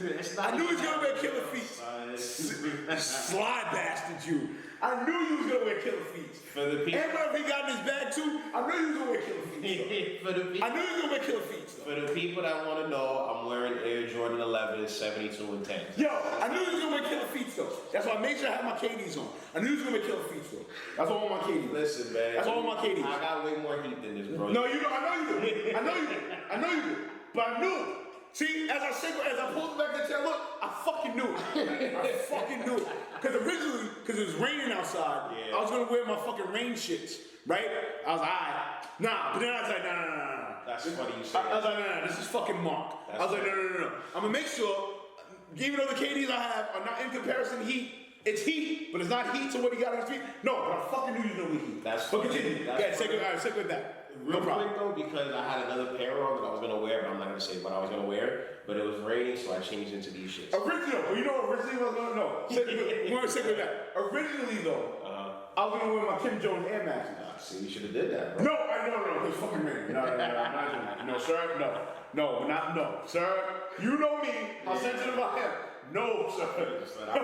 Nah, I'm not doing that. But I was like, alright. I was like, motherfucker, I knew you was gonna make killer feats. I got heat, man. I know you do. I knew you was gonna make killer feats. I got heat, bro. I know you do. No, I know you. That's fact. But I knew he was gonna wear killer feats, my kid. No, go back. Yeah, so, yeah, man, Jada, like, hearing him say that, bro, I was just like, damn, like. You elite. Yo, sir. You feel me? And, like, I've known, like. We're not worthy, son. Like, and I've known stories, I've heard stories of, like, people who've had terrible interviews with him. And this is my first interview with the dude. And you knocked it out the park. You hit the home run. You feel me, bro? So there's a reason why I'm in this fucking game. No, the reason why you are. I'm gonna put it out there. You are probably arguably right now top 10. Oh shit, really, man? Top 10? I'll say top 10. Damn. There are other ones, but I'm talking about for right now. If we're saying right now, I appreciate it. Right now. Yeah. All time is maybe gonna take some years. Mm-hmm. But if we're saying right now, Top 10 writers in the game? right now, that's a fact. That's a fact. Man, I appreciate that, bro. All right, enough of the nice stuff. You're trying to get away from ego. Last scenario. I'm trying to get you fucking bastard. You see this, son? You see what they do here on the podcast? I be all nice. No, I know what you're talking about. But see, you try to be all nicey nice and think you're gonna get away from either or. Nice job. All right, third final scenario. Give me a tough one, man. Tough one? Yeah. No, you have to think on a couple. Okay. The Billboard and DXR, I had you. I had you. That was horrible. All right. 8 years in the game. 8 years, Year 2 Shit. or year 7? Damn. Which one are you taking for the win? See, look, he said it. Yeah, see, I knew it. The Ruger sprayer knows. Listen, your neighborhood Ruger sprayer knows what to get people, and we're gonna humanize them. I know this. Go ahead. That's tough. Year 2 to year 7. I know, it's odd years, right? Your unique years I picked. Because if we're being 100% right I'm not gonna say now because you know what, that's the easy way out. No. No. Year 2 or year 7. Year 7, I'm gonna say was 29. I'm not even gonna count 2020, but year 7 for me, I went to All-Star Weekend, Chicago. Yams Day. I went to Yams Day. I went to Grammy Weekend for the first time. So, you know what I mean? My year 7 was some shit, my nigga. My year 7. Year 2? Year 2 was different because year 2. Alright, this gonna be a very long answer. No, okay, alright. So, Alright, as long as it's one. It's not political, as long as it's one. I got you. Damn, that's tough. Yeah. That's really tough. Yeah. Because that was 2 different marks. You feel me? Year 2 mark was like, I'm hungry, my nigga. This was 2013, 2014, right? My editor, Carl Lamar, he had a website called Rise24.com. Oh yeah, I remember that. Yeah. You heard about them? That's crazy. Listen. Yo, Rise24 was out here, man. Even if we ain't know it, that shit was out here. But dude, hey, listen. So you was talking about this Rise24, right? Yeah. So, Trust the Ruger spray to be knowing, dog. Rise24 is out here. That's crazy. Yeah, Ruger spray to be knowing. I'm searching. That's wild. Yeah. So you really like threw me a wrench right there. Hey, nah, listen, son. I'm not. Listen. Let's go ahead. Let's go ahead on this. All right. With another segue. Yes. Have I been here for 15 years? Yes. Some of those years, transition. But as far as when it came to coming to this media space, right? I to you, I only have a year. I've been here since 2012. Trust. I knew what I had. Listen, there's been studying. There's been times I've like, even on the off days or whatever, I'd be you searching. Who's dope? Or I just put who's hot. Who's dope?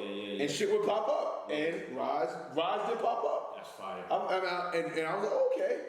And I would read. I'm like, oh, I never thought of it that aspect. That's fire. Like I felt with y'all. Y'all was like on some vigilante hip hop shit. Like y'all was just like, you know what? Alright, we're sick and tired of the fucking cupcake and cookie cutting shit. No, let's really talk this. Yeah. That's what I felt with that.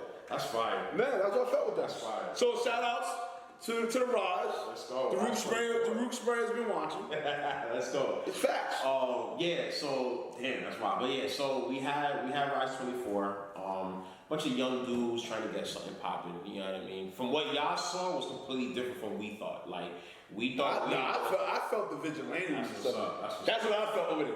And I was just like, damn, son. Like, it was like y'all just took your shit, went like this. Like, your draft was... Yeah.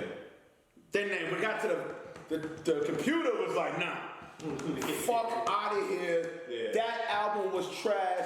Source, you are dumb. You know what I'm saying? You niggas is crazy. You fuckers gotta be drug tested. You know what I'm saying? We did our thing with that. Yeah, it did. But look what evolved. You know what I'm saying? Yeah, and that's why it's a hard. And I'm glad you guys still, kept together and do what you do. Yeah. But enough of that nice shit. Back to either or. Yeah, either or, son. All right. Last thing. Got you. Year 2. So year 2, I'm on the come up. We had Rise24. Then I switched to another spot because we was like, you know what, we can't handle it. Let's shut it down.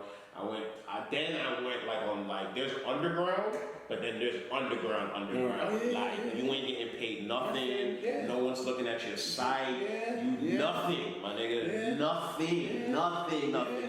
Yeah. So boom, I was writing for who was I writing for? I was writing for my boy. Shout out to I don't know what the fucking name this motherfucker, but I'm gonna call him G. All right, I know him as G. His name right now is Jazz Gordon. It's my guy out of Miami. Okay. He had a website called The Circle, thecirclellc.com. He ran it with our other friend, our late friend Kev Shaw. Rest in peace. God rest his soul, my brother. We miss you. He had that website with him, and they asked me, yo, you want to write for us or whatever? I'm like, yeah, fuck it. I'm not getting no looks on the site. Like, it's just motherfuckers that didn't know what they were doing. So I was doing that for a few years. Then he branched out. Then I did another website called Swindle Season. Shout out my guy Fritz. Shout out to you, bro. And then I was just doing my shit on the underground. So that mark was a very hungry, like, I'm not doing, bro, I wasn't getting paid. Hungry, versus pretty much starting your stand? I'm starting. So basically, look at it as Mark trying to make the AAU team to Mark trying to get that All-Star spot in the NBA. So right here, I'm fucking hungry. I got no money. I ain't getting paid for shit. Versus I'm getting some coin in my pocket. Niggas know me. Right. I'm getting interviews. Respect my fucking body. You feel me? So yeah, what's up? What's up? That's all that nicey nice shit. What's up? I'm gonna have to go with. What's up? I'm gonna have to go with year 7. All right, that's what's up. And I'm gonna explain why. Okay. So a few years ago, right, and this is one thing that I'm always gonna regret. I don't have many regrets in my entertainment or in my life, period. But this is one thing that's always gonna fucking stay with me, right? So a few months ago, a few years ago, I was having a conversation with Carl, once again, hip hop editor at Billboard, right hand man, he's my cousin, my family. If y'all didn't know, he's my family. So we was having a conversation and shit. And we always have these conversations where we was like, yo, like, you know, if we were us now back then, where would we have been? So I remember there was a time back in year 2 when we were still trying to figure out Rise 24, and I remember Carl telling me, he was like, yo, I'm about to go do my own thing and branch out, but I'm gonna give you the keys to Rise 24. I'm gonna give you all the contacts. I'm gonna give you everything. This shit is for you, right? I was probably, 22 at the time, right? So I don't know what to fucking do with the website. I'm like, nigga, I don't want this shit. I'm not doing this. I don't know nothing about it, right? Now, fast forward to year 7, and we having this conversation. I'm like, damn, yo, if I knew better and was smarter enough, I would have took the fucking keys and ran with that shit. Because at that same time, I'm thinking, I don't got nobody to help me. I don't got no resources. Meanwhile, one of my best friends, shout out my boy Jordan, he's a fucking marketing wizard. Like, he works with Outfront right now. And I didn't even fucking know that. I didn't know he was a marketing motherfucker. And me and him would have conversations back then like, yo, we need our own shit. I had a whole bunch of friends that was photographers and other writers and designers that I wasn't thinking at the time. Year 7, I'm looking at us now, I'm like, holy shit, bro. Yeah, juggernauts. And now it sucks because everybody's doing their own thing now. And it's we can't come together. But here's the thing, though. I want you to understand one thing, though. Before you get into that, just to say off of that, which is basically like, I look back at year 2 with regret, and I'm like, fuck, I could have did way more. That's why I feel more comfortable being with year 7. But go ahead. All right. Right. No, and what I'm going to interject with, you have to understand when it comes to this game, not everybody all the time goes the same way. That's true. You know what I'm saying? Yeah. You're not gonna all become this one faction and then the whole faction go. It happens. I'm not saying it doesn't, but theoretically, it's not always gonna be that, because just as you said in your story, you know what I'm saying? Like, let's say if you really thought about it and you did everybody together, somebody still has to be the alpha. While somebody's the beta, somebody's the in-between person, or whatever. But what's dope with this industry is, as long as you stay within your core and you're not being distant from one another, as well as y'all have the understanding to know, hey, from our beginning, now we're here. See, that's what I see in y'all. Y'all understand that within one another. So it could be you and Carl. It could be your man, Jordan. It could be, whoever else at certain places. But I remember we was in the trenches here. Come here. That's the reason why you're at Verzuz. Yeah. So at the end of the day, I want my creators to understand what I'm talking about is, don't feel bad when certain things have to change and you have to cement your own lane. I'm not saying don't get help or support. I'm not saying that. What I'm saying is, at the end all be all, when you get to these offices, you get to these big rooms, 9 times out of 10, a lot of people who you bring may not be able to go to the room. That's just real talk. Listen, I'm not saying no funny shit. I'm not saying no cocky shit. I'm not saying none of this. I'm telling you off of experience. I'm telling you off of appearance of great people like this man right here. Women that I know, that I've heard it all. End all be all, it gets to a point when it comes to this room. See, like let's say this is the big room. Big room, this is you. This little paper dot thing right here, y'all see it? You see it, my credit? This is you. Only you could go into the cup. All these other niggas is gonna go like this. Why? Because now the space in between this cup and what's closed on top determines how far you're gonna stay in. If not, guess what? See this? Dump your ass out. So if you don't get that analogy of what I just said, I don't know what else to tell you. Yeah. But definitely. It's funny that you say that too, man, because I had that conversation with like my people too, and like, you know what I mean? I'm in the stage right now, and I'm not like people think like I'm lit right now and shit like that because they see the bylines and all that, they see who I be hanging out with. I'm gonna keep it 100% clear. I'm still the motherfucker that goes to sleep and wakes up just like y'all motherfuckers. You know what I mean? So you're human. You feel me? So like, you know, but at the same time, it's like people see what I do and where I'm at, and they see who I'm connected with and who I'm close with. Like people see Carl. Carl's the hip hop editor at Billboard. People know him type shit. Like you know what I mean? So they see us together, they think, oh my God, these motherfuckers must be whatever. So people come and interact with us, and me and him have conversations all the time where we be like, you know, we'll be like, yo, do you think this person would be a good fit for this? And me and him have these conversations, and we'll be like, damn, I don't think that person's ready for that. You know what I mean? And but it be that way though. It ain't no cutting ass or nothing. It's way though. It's like some people aren't ready for that. It be that way though. It's not even about the ready. It's just like I just did the analogy and I just did the experiment right here with y'all. At the end of the day, it has to be one gets in, then everybody goes. But I'm gonna also counteract. Okay, you can. No, you can. Because now, what do you do when you have a situation where you see that person go, but then you got a person that be like, I want to be there too. Now, facts. Now, for that, my advice, and that's for the people at home, anybody struggling with that, you got to do what you can to learn from that motherfucker. By far. And you need to make sure, all right, that's how he did it. I'm gonna do it, but I'm gonna do that shit fucking better. Right. No, but here's the thing on that, right? End all be all. There has to be one. That one person. There has to be that one. Yeah. It goes in sports. It goes in business. It goes in your family. It goes in your neighborhood you're in. There has to be one. Why? And especially the entertainment industry, as you know, because God forbid it becomes many, guess what happens? Guilty by association times 80. Okay? You are fucking one and done. If you come with all your niggas, right? All your peoples and all this shit, then you do this and humble and like that, right?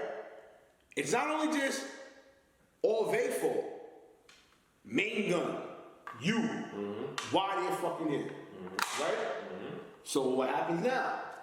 Main gun, you make sure you go. Then, when it's need be time, then you bring everybody. I'm just keeping it a buck, y'all. But even then, you still can't bring everybody up. Right. You gotta make sure niggas is ready for that shit. Right. Right. You used to say they ready. Right. And you put them in the trenches, they don't know what the fuck they're doing. It's like, oh nigga, I thought you was ready. Not everybody can come along, man. And that's why I say you have to, like, I look at it this way, right? Like, you gotta understand, I look at it as like the Jay-Z complex, right? Everybody was like, damn, Jay-Z left motherfuckers behind. Like, oh, Jay-Z didn't bring Beans up, he didn't bring Freeway up, he didn't. No, it's not that. Jay was like, yo, here's what y'all, here, take it, y'all run with it. But whatever it was, niggas could have taken and run with it. And Jay was like, all right, I'm gonna have to be out of here. Thankfully, everybody's good now. You know what I mean? But that's just a lesson of like, I bet you have that one person that's gonna do it. Bet they doing it, now what are you gonna do to get up to that level too? Because you even look at Hov and his best friend Emery Jones. Nigga, Emery Jones came out of prison, he started the Paper Planes hat, bro. And he got up there himself.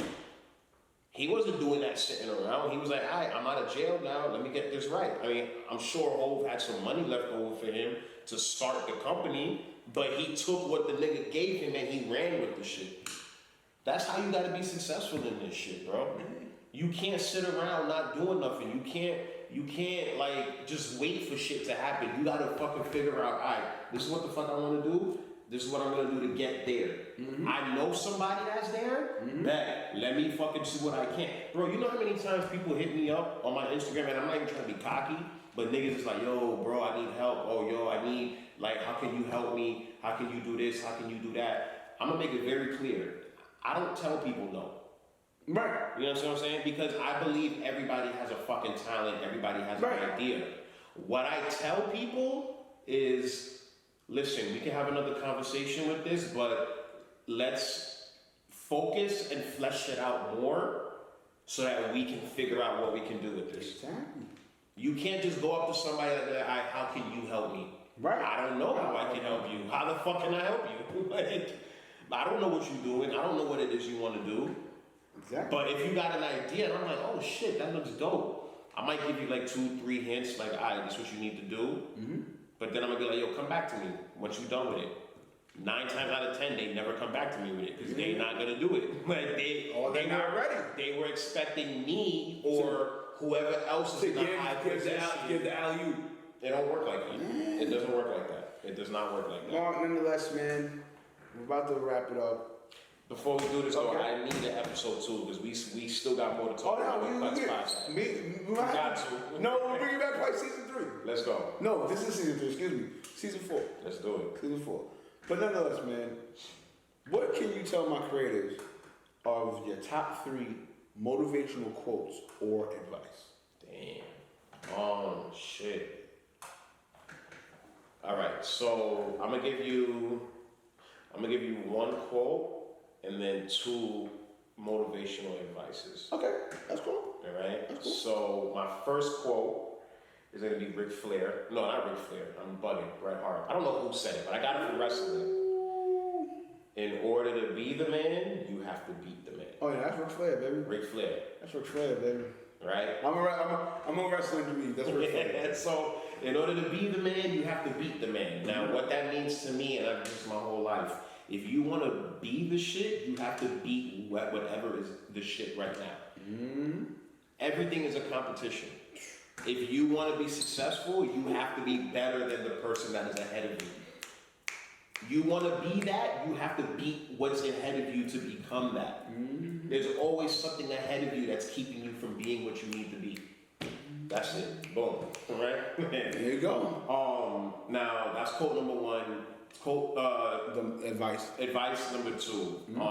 Advice that I would give to people or fellow creators at home.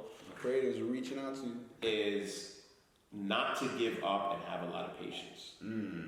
Because people think, oh, you're in the entertainment industry, you're doing this, you're doing that, you're automatically good. Right. That's not it. That's not it. That's not it at all. No, it's not it at all. This industry and this business is one of the most complicated and hardest businesses, things to maneuver because one day you could be on top, the next day it's fucking done. Nobody's fucking with you, no money coming in. Out of here. You know what I'm saying? And I know you've probably went through it as well, but like I've had situations where my mental got tested. Where, oh yeah, my fault. You know what I'm saying? Like I was really sitting at home, like damn, I'm not getting no stories. Yeah. Like my editor just redlined my whole shit, and for those at home, redline means like where they edit your shit to the point that it's just nothing but red marks. Yeah. I've had that happen. Like, you feel me? Like I've had situations where I wanted to cover something and I thought it was the best, and then the editor destroyed it. Dang. And bro, I mean, matter of fact, short story, right? I got commissioned to go to OVO Fest. Oh, I remember the story you told me. Bro, I thought I was the shit. I did the story. My editor got it. She went through it, destroyed it. Dang. Right? she hit me back up and she was like, yo, that shit wasn't good.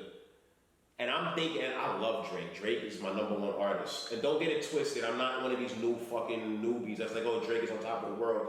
My hip hop shit goes from the 80s, 90s, 2000s, 2010s. I fuck with Rakim, I fuck with Jay-Z, I fuck with Ghostface Killer, Method Man, Biggie, Mobb Deep, all of them. So don't hear me, oh, you love Drake, whatever. Nah, all right?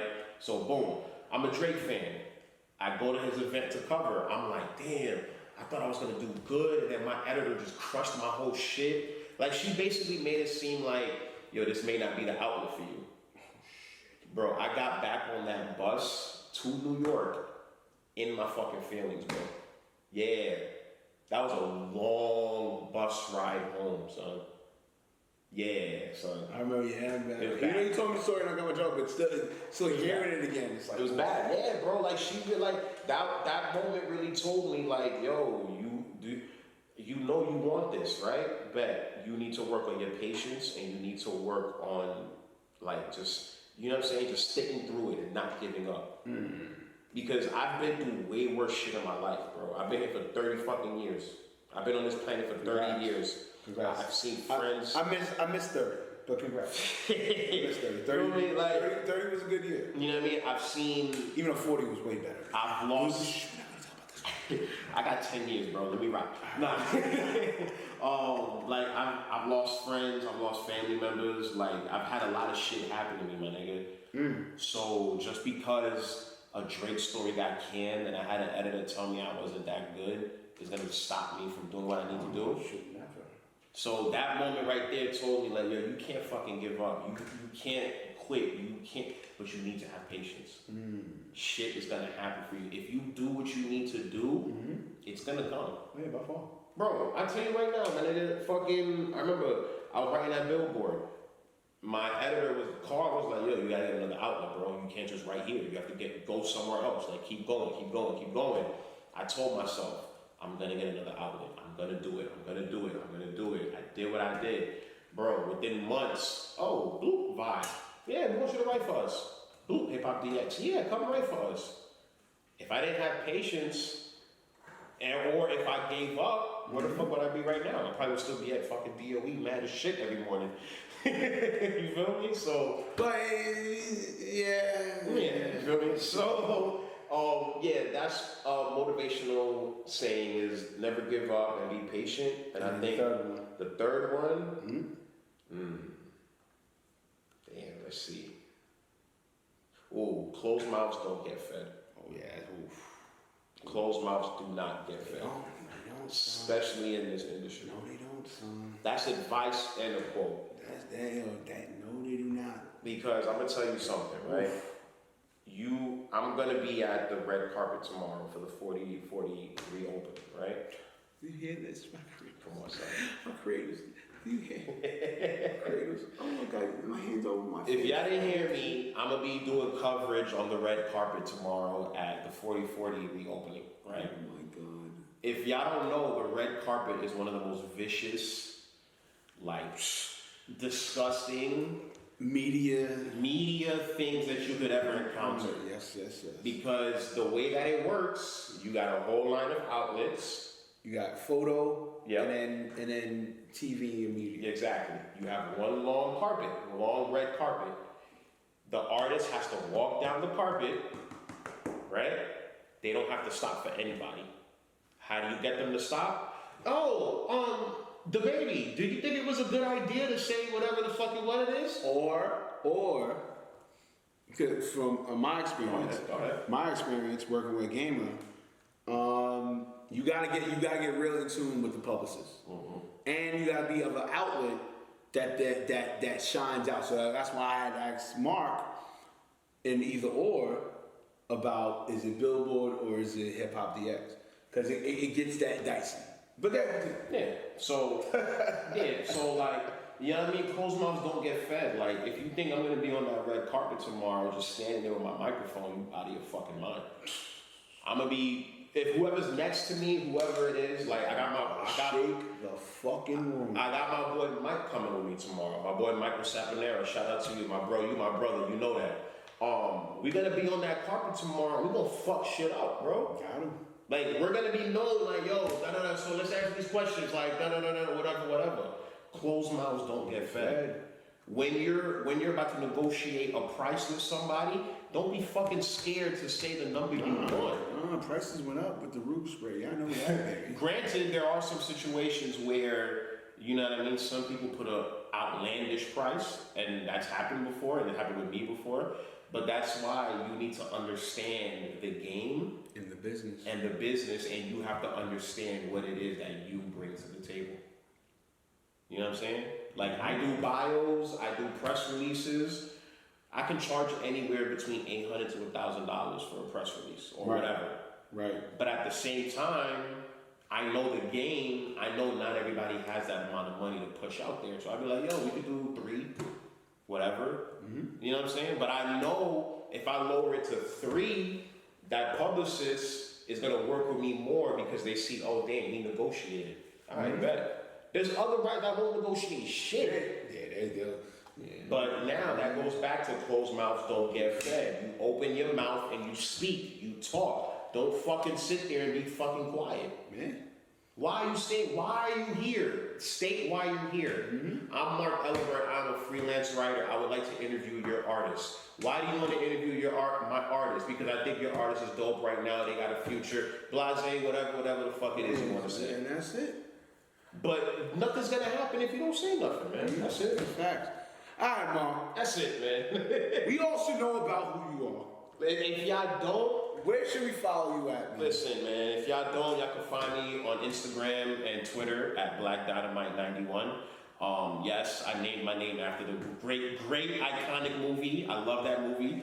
Yeah, but Instagram, Twitter, Black Dynamite 91. I'm on PlayStation Network. If y'all play video games, Black Dynamite 425. Good. Yeah, and just Google me, Mark Elibert. Google, I'm there. It feels so good to say that. You can probably tell somebody Google me. Just Google me, man. Just Google me. Just Google me, my dude. But I'm here, man. Whatever episode we on Cuts Podcast. Remo, I appreciate you. Sure know, sir. You know what I mean? Having me here. It's a long time coming. Yes.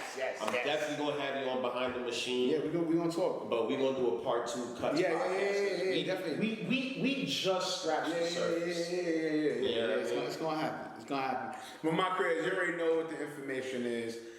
Instagram, Twitter, at Remo Marak. Cuts Podcast is C.U.T.S __ on Instagram. The website, cutspodcast.com. You know, if you want to hit me up with comments, anything, hit the email up, cutspodcast1@gmail.com. And also my website, my personal website, remomarak.com. This is another edition of Cuts. You know what the Cuts stand for? Culture, urban, technology, and sports. Nonetheless, man, you know the hashtag PTC. That's pound that chest. Come on! We out, man! We out of here. Peace.